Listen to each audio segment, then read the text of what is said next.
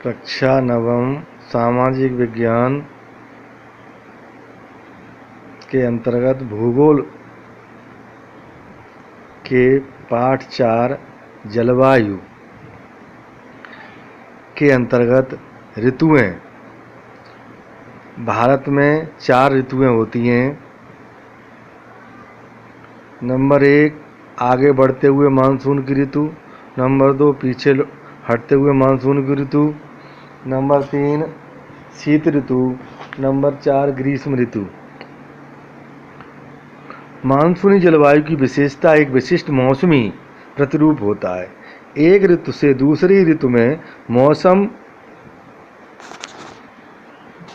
मौसम की अवस्थाओं में बहुत अधिक परिवर्तन होता है। विशेषकर देश के आंतरिक भागों में ये परिवर्तन अधिक मात्रा में परिलक्षित होते हैं।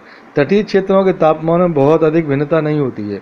इन तटीय क्षेत्रों में तापमान सम रहता है, यद्यपि यहाँ वर्षा के प्रतिरूपों में भिन्नताएं होती हैं। तटीय भागों में वर्षा अधिक होती है, तट से दूर के भागों में कम वर्षा होती है। आप अपने क्षेत्र में कितने प्रकार की ऋतुओं का अनुभव करते हैं? भारत में मुख्यतः 4 ऋतुएं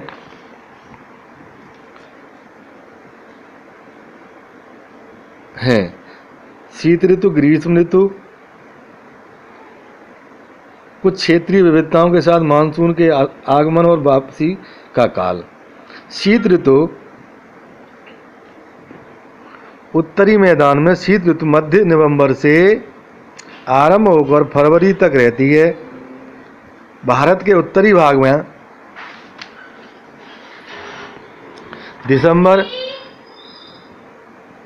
दिसंबर एवं जनवरी सबसे ठंडे महीने होते हैं। तापमान दक्षिण से उत्तर की ओर बढ़ने पर घटता जाता है।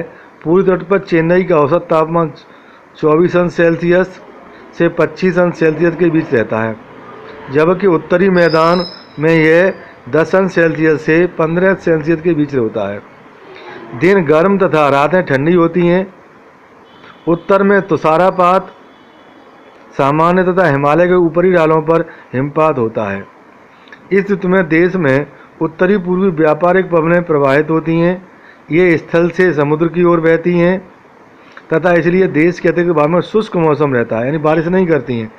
इन पवनों के कारण कुछ मात्रा में वर्षा तमिलनाडु के तट पर होती है, क्योंकि यहाँ ये पवनें समुद्र से स्थल की ओर बहती हैं, तो इनमें नमी नहीं होती है और ये बारिश नहीं करती हैं। लेकिन समुद्र के ऊपर से गुजरने के कारण और पृथ्वी की घूर्णन गति के कारण इनकी दिशा बदल जाती है और ये कुछ नमी ग्रहण कर लेती हैं। तमिलनाडु और आंध्र प्रदेश के तटों पर अक्टूबर नवंबर में बारिश होती है। देश के उत्तरी भाग में एक कमज़ोर उच्च दाब का क्षेत्र बन जाता है, जिसमें हल्की पवनें इस क्षेत्र से बाहर की ओर प्रभावित होती हैं।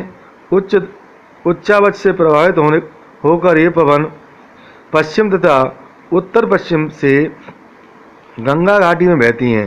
सामान्यतः इस मौसम में आसमान साफ, तापमान तथा आर्द्रता कम एवं पवनें शिथिल तथा परिवर्तित होती हैं।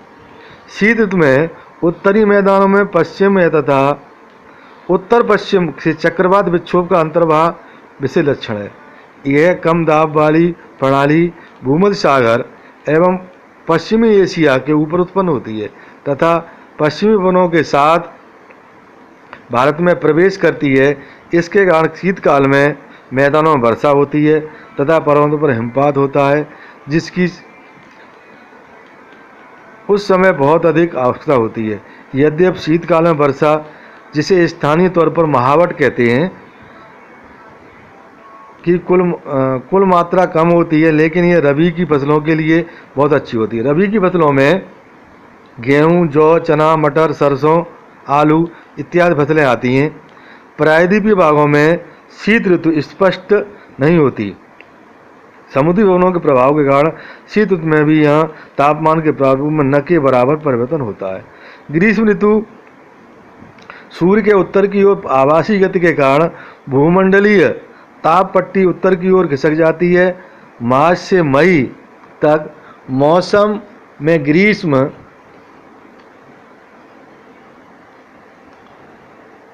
मौसम में ग्रीष्म ऋतु होती है। तापपट्टी प्रभाव का पता विभिन्न अक्षांशों में मार्च से मई के दौरान रिकॉर्ड किए गए तापमान को देखकर अनुमान लगाया जा सकता है। मार्च में दक्कन के पठार का उच्च तापमान लगभग 38 अंश सेल्सियस होता है। अप्रैल में मध्य प्रदेश तथा गुजरात का तापमान लगभग 42 अंश सेल्सियस होता है। मई में देश के उत्तरी पश्चिमी भागों का तापमान सामान्यतः 45 सेल्सियस होता है। प्रायद्वीपीय भारत में समुद्री प्रभाव के कारण तापमान कम होता है। देश के उत्तरी भाग में ग्रीष्म काल में तापमान में वृद्धि होती है तथा वायुदाब में कमी आती है। मई के अंत में उत्तर पश्चिम में थार के रेगिस्तान से लेकर पूर्व एवं दक्षिण पूर्व में पटना तथा छोटा नागपुर पठार तक एक कम दाब का लंबवत क्षेत्र उत्पन्न होता है। पवन का परिसरण इस गर्त के चारों ओर प्रारंभ होता है। लू ग्रीष्मकाल का एक प्रभावी लक्षण है। ये धूल भरी गर्म तथा शुष्क पवनें होती हैं जो कि दिन के समय भारत के उत्तर एवं उत्तर पश्चिमी क्षेत्रों में चलती हैं। कभी कभी ये देर शाम तक रहती हैं। इस हवा का सीधा प्रभाव घातक भी हो सकता है, यानी लोग लू लगने से मर भी जाते हैं। उत्तरी भारत में मई महीने के दौरान सामान्यतः धूल भरी आंधियाँ आती हैं। ये आंधियाँ अस्थायी रूप से आराम पहुंचाती हैं क्योंकि ये तापमान को कम कर देती हैं तथा अपने साथ ठंडे समीर तथा हल्की वर्षा लाती हैं। इस मौसम में कभी कभी तीव्र हवाओं के साथ गरज वाली मूसलाधार वर्षा भी होती है। इसके प्रायः हिमवृष्टि भी होती है। इसके साथ ही हिमवृष्टि होती है। बैसाख के महीने होने के कारण पश्चिम बंगाल में इसे काल बैसाखी कहा जाता है, जिससे यहाँ पर हानि होती है, जनहानि होती है। ग्रीष्म ऋतु के अंत में कर्नाटक तथा केरल में प्रायः पूर्व मानसूनी वर्षा होती है, जिसके कारण आम जल्दी पक जाते हैं तथा इसे आम्रवृष्टि आम्र वर्षा भी कहा जाता है। यह आम की फसल को पकाने में सहायक है। वर्षा ऋतु या मानसून का आगमन या आगे बढ़ते हुए मानसून की ऋतु जून के प्रारंभ में उत्तरी मैदानों में निम्न दाब की अवस्था तीव्र हो जाती है। यह दक्षिणी गोलार्ध की व्यापारिक पवनों को आकर्षित करता है। यह दक्षिण पूर्व व्यापारिक पवनें दक्षिणी समुद्रों के उपोष्ण कटिबंधीय क्षेत्रों में उत्पन्न होती हैं। चूँकि ये पवनें गर्म महासागरों के ऊपर से होकर गुजरती हैं, इसलिए अपने साथ इस महाद्वीप में बहुत अधिक मात्रा में नमी लाती हैं। ये पवनें तीव्र होती हैं तथा 30 किलोमीटर प्रति घंटे के औसत वेग से चलती हैं। सुदूर उत्तर पूर्व भाग को छोड़कर ये मानसूनी पवनें देश के शेष भाग में लगभग 1 महीने में पहुंच जाती हैं। यानी 1 जून को केरल तट पर मानसून का विस्फोट होता है। उसके बाद धीरे धीरे ये मानसून चारों ओर फैलता है। दक्षिण पश्चिम मानसून का भारत में अंतर्प्रवाह यहाँ के मौसम को पूरी तरह प्रभावित कर देता है। मौसम के प्रारंभ में पश्चिम घाट के पवनमुखी भागों में भारी बारिश होती है। लगभग 250 सेंटीमीटर से अधिक दक्कन का पठार तथा मध्य प्रदेश कुछ भागों में भी वर्षा होती है। यद्यपि ये क्षेत्र वृष्टि छाया प्रदेश में आते हैं। वृष्टि छाया प्रदेश पर्वत का विमुख ढाल होता है, यहाँ बारिश नहीं होती है। इस मौसम की अधिकतर बरसात देश के उत्तर पूर्वी भागों में होती है।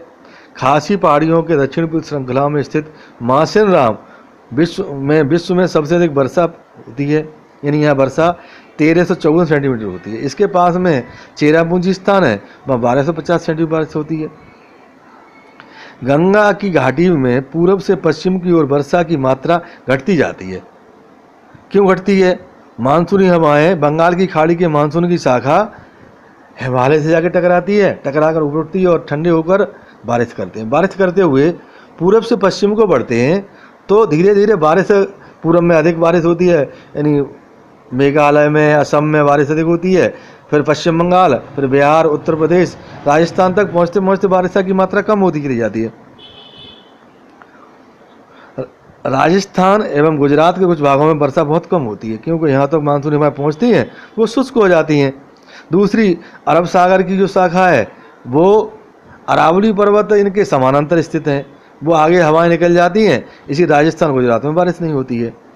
मानसून संबंधित एक अन्य परिघटना है वर्षा में विराम। वर्षा में विराम का मतलब है क्षेत्र में वर्षा के समय में कुछ अंतर आ जाना, बीच में बारिश नहीं होना, ये वर्षा का विराम होता है। इस प्रकार इसमें आर्द्र एवं शुष्क दोनों तरह के अंतराल होते हैं। दूसरे शब्दों में मानसूनी वर्षा एक समय में कुछ दिनों तक होती है, इनमें वर्षा रहित अंतराल भी होती है। इन कुछ दिनों में खूब बारिश होती है, बीच में अंतराल हो जाता है, बारिश नहीं होती है। मानसून में आने वाले ये विराम मानसूनी गर्त की गति से संबंधित होते हैं। विभिन्न कारणों से गर्त एवं इसका अक्ष उत्तर तथा दक्षिण की ओर खिसकता रहता है, जिसके कारण भारत का स्थानिक वितरण सुनिश्चित होता है। जब मानसून के गर्त का अक्ष मैदान के ऊपर होता है तब इन मैदान भागों में वर्षा अच्छी होती है। दूसरी ओर जब अक्ष हिमालय के समीप होता है तब मैदान में लंबे समय तक शुष्क अवस्था रहती है। हिमालय की नदियों के पर्वतीय जलग्रहण क्षेत्रों में विस्तृत बारिश होती है। इस भारी बारिश के कारण मैदानी क्षेत्र में विनाशकारी बाढ़ें आती हैं। इस समय यही स्थिति है आसाम में, बिहार में, पश्चिम बंगाल में और पूर्वी उत्तर प्रदेश में बाढ़ें आ रही हैं एवं जान में माल की भारी हानि होती है। उष्णकटिबंधीय निम्न दाब की तीव्रता एवं आवृत्ति भी मानसूनी वर्षा की मात्रा और समय को निर्धारित करती है। यह निम्न दाब का क्षेत्र बंगाल की खाड़ी के ऊपर बनता है तथा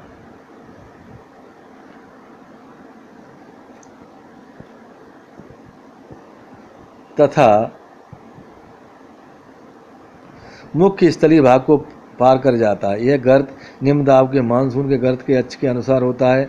मानसून को इसकी अनिश्चितता के लिए जाना जाता है। शुष्क एवं आर्द्र स्थितियों की तीव्रता, आवृत्ति एवं समय काल में भिन्नता होती है। इसके कारण यदि एक भाग में बाढ़ आती है तो दूसरे भाग में सूखा पड़ जाता है। इसका आगमन एवं वापसी प्राय अव्यवस्थित होता है, इसलिए यह कभी कभी देश के किसानों के कृषि कार्यों को अव्यवस्थित कर देता है। मानसूनी वर्षा की वापसी अक्टूबर नवंबर के दौरान दक्षिण की तरफ सूर्य के आवासीय गति के कारण मानसून गर्त निम्न दाब वाला गर्त उत्तरी मैदान के ऊपर स्थित हो जाता है और धीरे धीरे उच्च दाब प्रणाली का स्थान ले लेता है। दक्षिण पश्चिम मानसून स्थितिल हो जाता है तथा धीरे धीरे पीछे की ओर हटने लगता है।